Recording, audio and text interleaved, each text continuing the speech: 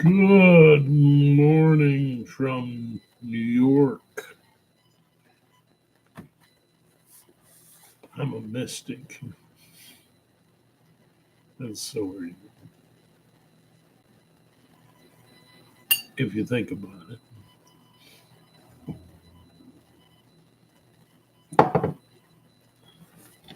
Subject today, the mystic path, bringing America together again. Well, why do I say you're a mystic?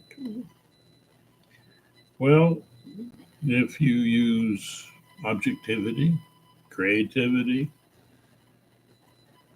and compassion in an attempt to care about yourself and others, you're on the path. You're a mystic. If you're doing it consciously, well, some people would say that's where it flips. It's kind of like the Buddha nature, it's in you, but you can realize it. I hope you realize it. It's what makes us able to be friends with one another, and that helps democracy a great deal. But objectivity, creativity, and compassion are things that move us beyond our comfort zone, even though we should always speak in a way that respects the comfort zone of oneself and others. If you direct that communication within yourself, then it can be quite healing in a spiritual sense. But hmm, if you use deeper approaches that help you to be flexible about your self concept, which all of these approaches do. Um, but there are three forms of awareness that can help you to connect to your infinite mind. And in the infant mind, you don't have a self concept. That ability to tap that is an ability to be flexible. You can see yourself as one with others, or not having a self at all, or being able to see that you could be almost anything,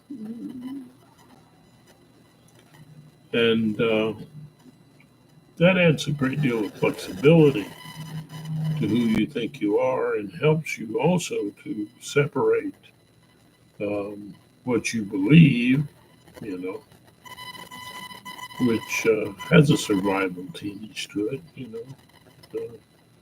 your beliefs are what guide you through life and help you to survive, you think. But being flexible about who you are also helps you to know that you are not synonymous with your beliefs. You can challenge your beliefs and enjoy doing that and not feel threatened. So the path of mystic is one of respect for the amazing wonder that lives in and is the basic nature of everyone. And in that respect, you respect the comfort zone of that person, you know. And how to do that is you find common ground. You don't go to extremes. You find common ground, and you might want to move that common ground in a certain direction, but respect the other person and yourself, and your comfort zone. Um,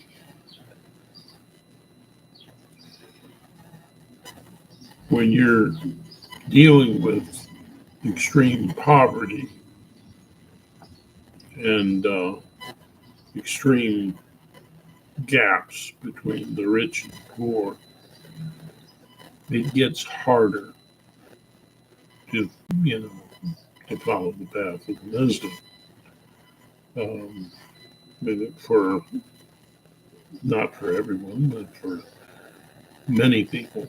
Um, if you're struggling to survive, it's hard to get outside of just yourself and your immediate needs and so on. So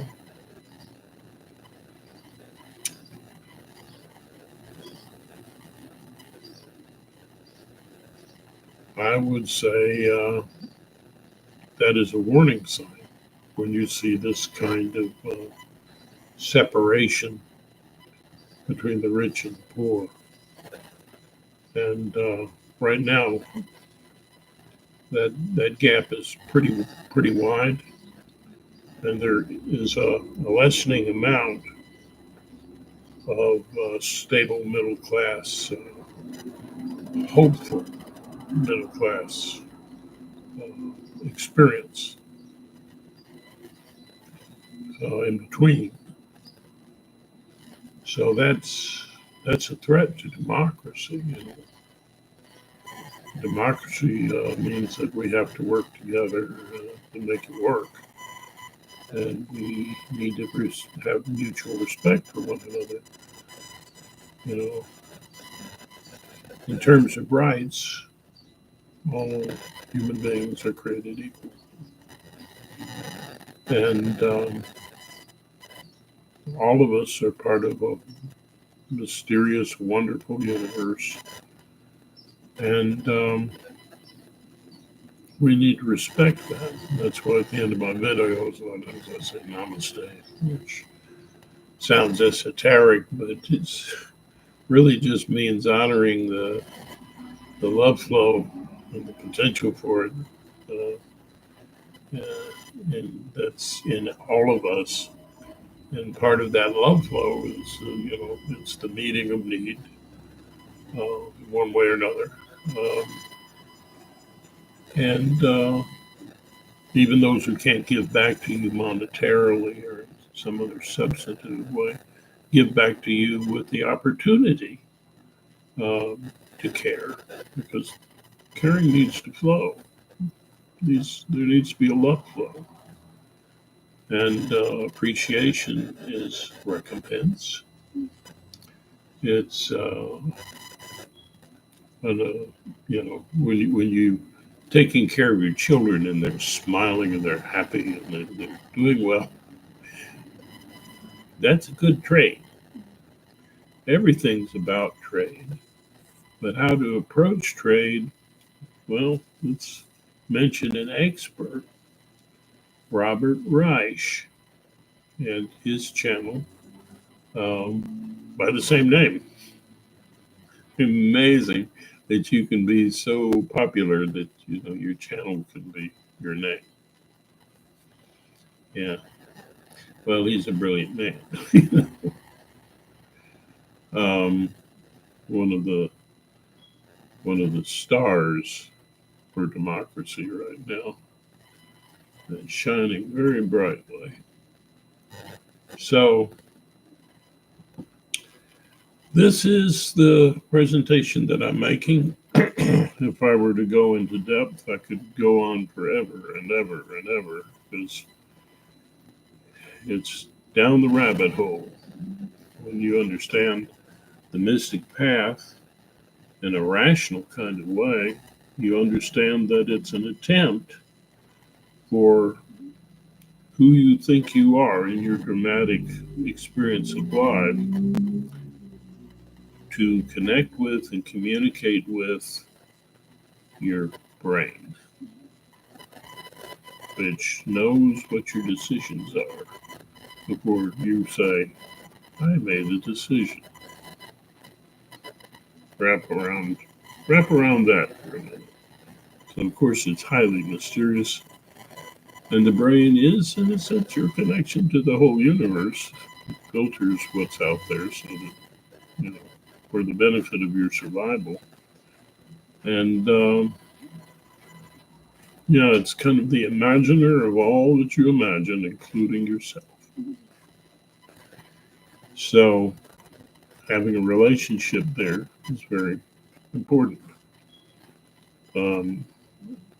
It really helps us to get outside of ourselves and our timeline and appreciate the whole story, like someone would appreciate a movie or a play or a book. Yeah, it's a whole story, and you are the main character in that story.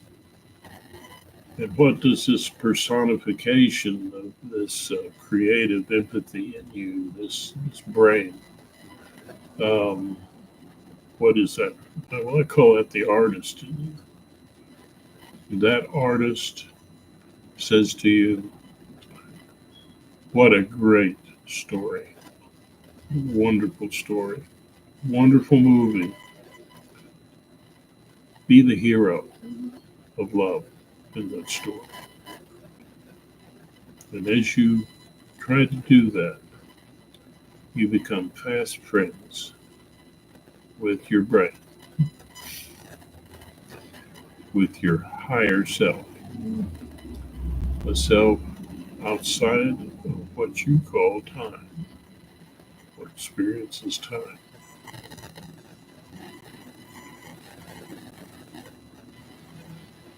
Breathtaking, awesome, little scary sometimes if you think about it. If you're scared of mystery, at least you should be in great awe of it. In the Bhagavad Gita, that's kind of the story. Or Krishna essentially is the artist that I mentioned, and the chariot, which is like the life direction. And Arjuna is that dramatic self. And Arjuna is in the midst of battle against evil, things that are against the love flow, which supports our virtues.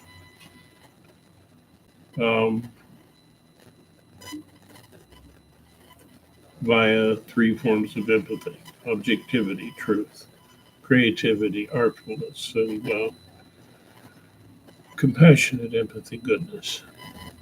Anyway, the two are in the chariot. And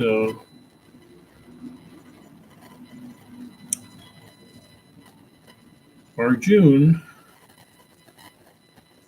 gets depressed and wonders, the whole question in the story is, can you be a warrior and still be a mystic? Still be in close relationship with this mysterious love connection called the brain in rational terms. And it could be more than that. I'm not saying it isn't. It's up to you and your experience for you to find those personal truths. But could a warrior be a mystic? The answer of the Bhagavad Gita and from Krishna is yes, you can. You can be in any profession. So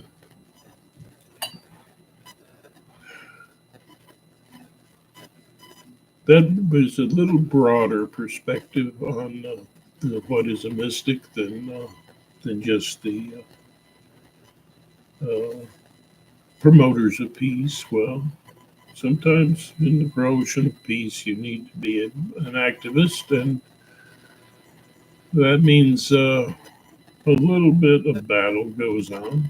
It doesn't have to mean destroying each other. Hopefully, we don't get to that point. And with these forms of empathy, I don't believe we would, provided people incorporate into their comfort zone enough compassion, objectivity, and creativity. There's a deeper level of the mystic path that I mentioned earlier, and I talked about that as reflection on an experience of your life from the eyes of the infant mind. The infant has in you had no self concept when you were born, but you were connected to things. You had three abilities. You had an ability to be at play, to experiment, in a playful kind of way, not in a controlled, creative sort of way so much. We create the play itself. But yeah, you have playfulness, and that play is what evolves in social contexts into creativity, the ability to create play and to see things from many different perspectives. The infant mind also has the ability to focus on needs, feelings, and their impacts, and has the ability, and that focus is essential to what develops later as objectivity in social contexts, um, and expression of needs and feelings, which develops later as compassion in social contexts, because compassion helps make a person feel secure in expressing their needs and feelings. So there are techniques that do this, and techniques that I use as my distribution of sorts, inner mind communication. But you can do, yeah, well, as the Buddha said, a person can say, I have a way. A person cannot say, I have a way, I have the only way. But I find that my way works. If you wish to follow my way, then I can teach it. And there's probably a few others out there too. Um, and hopefully a growing number, because I think the particular approaches that I use are very useful. And so, as I like to say at the end of my videos, namaste. And that means that from the love flow in me and its potential, that bit of the universe that we all share.